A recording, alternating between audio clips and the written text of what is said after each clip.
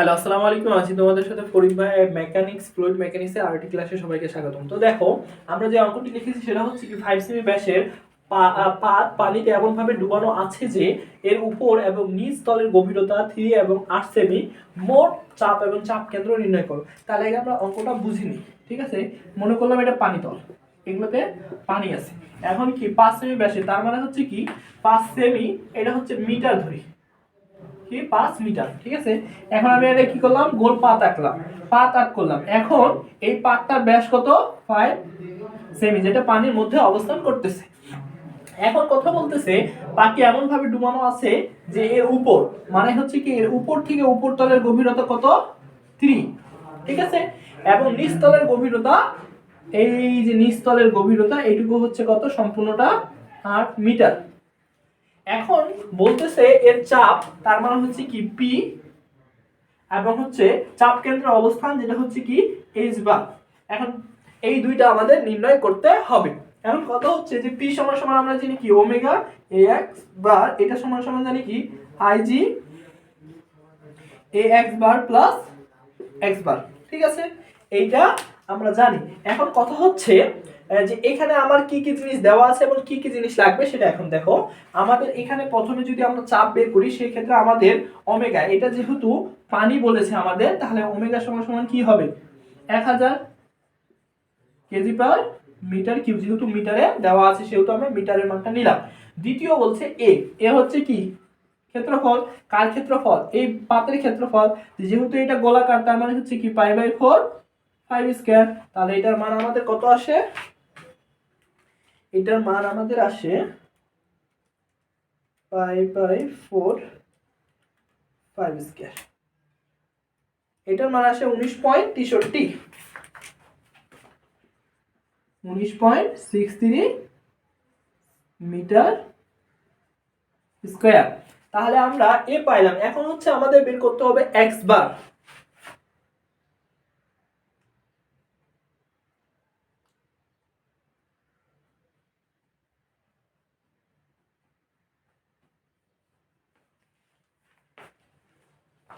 এখন দেখো আমরা কি বের করব? X bar. এক্স বার আমরা কি জানি, সেটা হচ্ছে কি যে এর ভার কেন্দ্র পর্যন্ত দূরত্ব, এই দূরত্বটা আমার হচ্ছে কি এক্স বার। এখন এটা আমরা কিভাবে বের করব?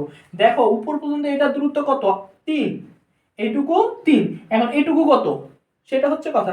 এখন আমরা দেখতেছি এই যে এই টোটালটা হচ্ছে কি কত? 5।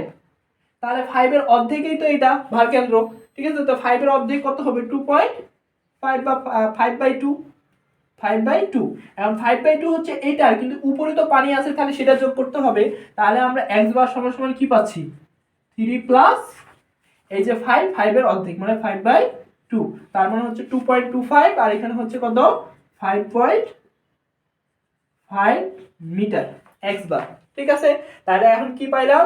আমরা x বার পাইলাম। এখন কথা হচ্ছে দেখো পাওয়ার, চাপ পি, ওমেগা এ এক্স বার, ওমেগা পাইছি, এ পাইছি, এক্স বার পাইছি, তার মানে আমরা কি করতে পারবো? এখন এই মানটা বের করতে পারবো। তাহলে ওমেগার মান কত? 1000, এর মান কত? 19.63 ইনটু এক্স বার, এর মান কত হচ্ছে? 5.5। এখান থেকে ক্যালকুলেশন করে যেটা আসবে সেটাই হয়ে যাবে কি কেজি অ্যানসার। চাপ বের করা একবার ইজি না? একবার ইজি। এখন দ্বিতীয় যেটা বের করবে সেটা হচ্ছে কি আমাদের হচ্ছে কি ভার কেন্দ্র, চাপ কেন্দ্রের অবস্থান, চাপ কেন্দ্র এস বার। এখন চাপ কেন্দ্র বের করার জন্য আমাদের যেটা লাগবে এ এক্স বার এক্স বার, আমাদের এ এক্স বার এবং এক্স বার বের করা আছে, শুধু আমাদের কি বের করতে হবে? আইজি, ঠিক আছে? আইজি মানে কি বলো দেখি? আই থেকে হচ্ছে মোমেন্ট অফ ইনারশিয়া, জি থেকে হচ্ছে কি গ্র্যাভিটি, ঠিক আছে? গ্র্যাভিটি মানে হচ্ছে সেন্টার অফ গ্র্যাভিটি, ঠিক আছে? মানে সেন্টারে আমাকে কি বের করতে হবে? আইজি বের করতে হবে।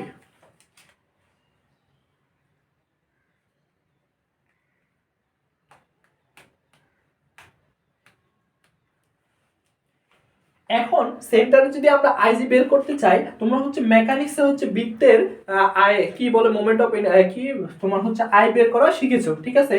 তো সেখানে তোমার আই বের করার সূত্র আমাদের কি ছিল? বৃত্তের ক্ষেত্রে pi by D power 4 divided by 64, এটা ছিল না? এটাই ছিল pi by D power 4 divided by 64। তাহলে এখন পাই এর মান থাকলো ইনটু ডি কত? 5, তার মানে 5 পাওয়ার 4 ডিভাইডেড বাই 64, তাহলে এটার মান কত আসে আমাদের? পাই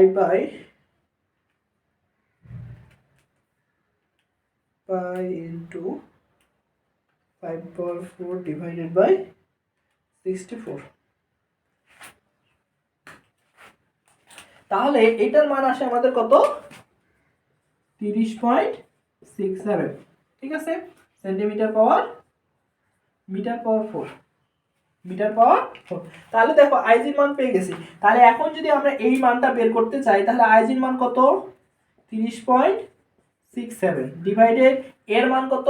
ক্ষেত্রফল হচ্ছে কত?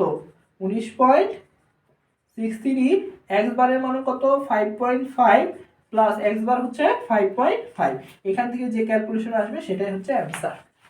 একবারে ইজি। এটা একক হবে সেন্টিমিটার, যেহেতু এটা হচ্ছে কি ভার কেন্দ্র, চাপ কেন্দ্রের অবস্থান, ঠিক আছে, একবারে ইজি। আর এর বাইরে তোমাদের আর কোনো ম্যাথ নাই যে হচ্ছে এই যে চাপ কেন্দ্রে ম্যাথ দেয়। হয়তো হেলানো অবস্থায় থাকে, তো হেলানো অবস্থায় থাকলে হেলানোর যে সূত্রটা আছে সেটা ব্যবহার করব, চাপ থাকলে চাপ, আর আনুভূমিক থাকলে আনুভূমিক বের করব। এইটাই হচ্ছে কি এই অধ্যায়ের মূল অঙ্ক এবং সেই প্রমাণগুলো। সেই প্রমাণও আসে অনেক সময়, কি এই ম্যাথও দেয়। দুইটাই খুব ইম্পর্টেন্ট। তোমরা হচ্ছে সব ধরনের ম্যাথ এবং প্রমাণগুলো কি করবে? প্র্যাকটিস করবা। তারপরে যদি তোমাদের কোনো ম্যাথের সমস্যা হয় অবশ্যই জানাবা, আমরা সেই ম্যাথ নিয়ে আলোচনা করব। আজকে এই পর্যন্তই, সবাইকে ধন্যবাদ। আসসালামু আলাইকুম।